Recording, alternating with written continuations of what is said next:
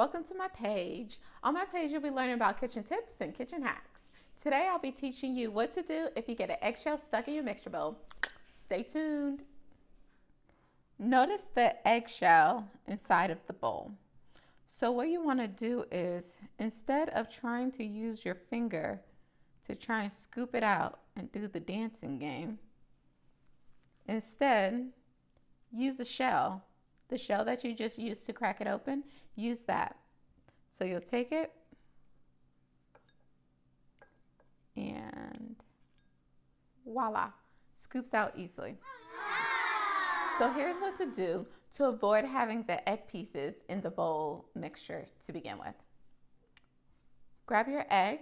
Instead of cracking your egg on the corner of the surface, use a flat surface.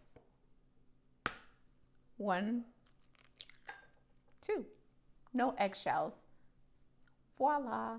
Thank you for watching, and I hope this tip is something that you can use in your daily life.